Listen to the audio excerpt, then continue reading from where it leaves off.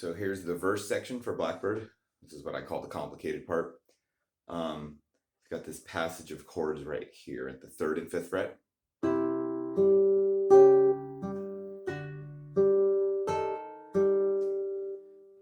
Now this is like the weirdest part, sort of.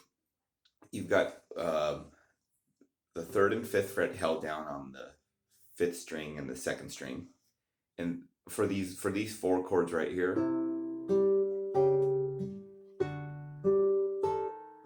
you're using the short pattern where you just pluck the open 3rd string in between. So you got the 3rd and 5th fret on the 5th and 2nd string, and then the 4th fret of the 5th string and the 3rd fret of the 1st string. This is a pretty weird chord that you don't really see in many other places, any other songs. And then you repeat that exact shape up here on the 5th and 7th fret to the 6th and 5th fret. So we've got the 5th fret of the 5th string and the 7th fret of the 2nd string. And then the 6th fret of the 5th string and the 5th fret of the 1st string. Now what I like to do on this chord is basically just from the 3rd and 5th fret chord, you're going to put your middle finger on the next fret of the 5th string. So you're basically going from the 3rd fret to the 4th fret on the 5th string. And your index finger is going to stay on the 3rd fret, but it moves all the way to the 1st string. So there's a little, that little motion right there is the systematic way I think of doing it. So we've got, so you're walking up from the 3rd fret to the 4th fret, and your index finger goes all the way to the 1st string. And then we repeat that same motion on the 5th fret, the 5th and 7th fret. So you got the 5th fret, 5th string, moving to the 6th fret of the 5th string. And then you take that index finger and move it, keep it on the same fret, but move it all the way to the 1st string. So that's the first group of 4 chords to memorize.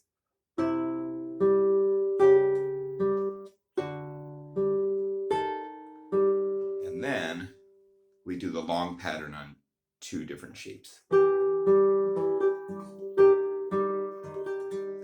These chords are also going to be on the 5th string and 2nd string. You're going to be the 7th fret of the 5th string and the 8th fret of the 2nd string. And we do the long pattern just one time through. Remember that long pattern is that like together 3, 5, 2, 3. We got 5 and 2 together. Now after the 7th and 8th fret, you move your pointer finger, your index finger down to the 6th fret of the 5th string.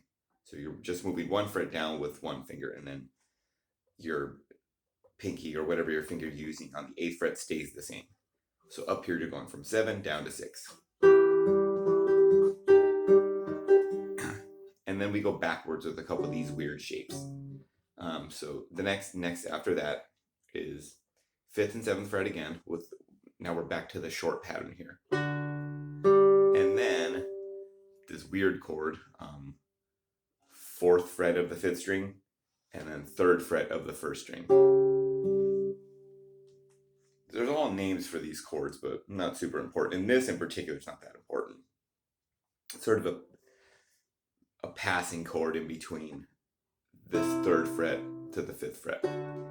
This is a C chord. And this happens to be some sort of D chord. But in between, you've got this little 10th chord that's, I think it's a C sharp diminished of sorts, but it's really just added to like add a little tension between the 2 nice sounding chords. You've got, and up here on 7 and 8, this is an E minor, and then down here is an E flat. But I'll write all these down so you have like just an easier way of looking at this. So after we did the 7, 8 to 6 and 8, that's the tricky part where you're going backwards. These are chords that we've already used, but instead of going up, you're going chords from this 5 and 7 to this 4 and 3 thing.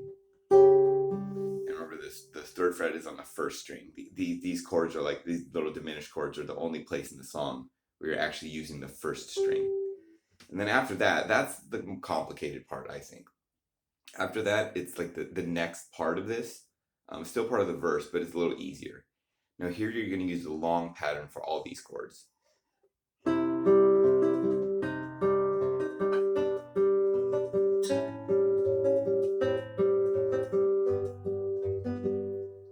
We're going to start on the 5th string at the 3rd fret and the 2nd string at the 5th fret. And all these chords are going to use the 5th and 2nd string, and they're going to be the long pattern one time through. So 5 and 5, no, that's not 5, 3 and 5. Then you move your pinky or whatever, you can use your ring finger too. I like using the pinky. Move from 3 and 5 to 3 and 4. So you just slide your pinky down 1 fret on the 2nd string. And then this chord shape moves down to the 2nd and 5th, or the 2nd and 3rd fret, just like at the beginning of the song. And then we're on just the 2nd string at the 2nd fret with the open 5th string still. Then the 1st fret of the 2nd string, and then back to the 1st chord of the song, which is the 6th string 3rd fret and the open 2nd string. So you got 3 and 5, 3 and 4, 2 and 3, open 5th string with the 2 on the 2nd fret, open 5th string again with your 1 on the 2nd, 1 on the 2nd string, and then back to the 1st chord, 6th string 3rd fret, open 2nd string. Go one more time with that. 3 and 5, 3 and 4, 2 and 3, 0 and 2, 0 and 1, and then that thing.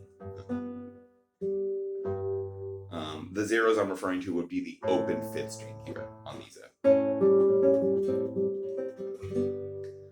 There's names for all these chords. This is a C chord again, then C minor. Then this would be they're calling this a G/B. This is an A chord. This is an A minor chord, and then your G chord. And that concludes the verse section. The 3rd section of the song, which we get to when you're ready, that's the chorus. That part's kind of easy. I'll just rush through real quick, but I'll give another lesson eventually.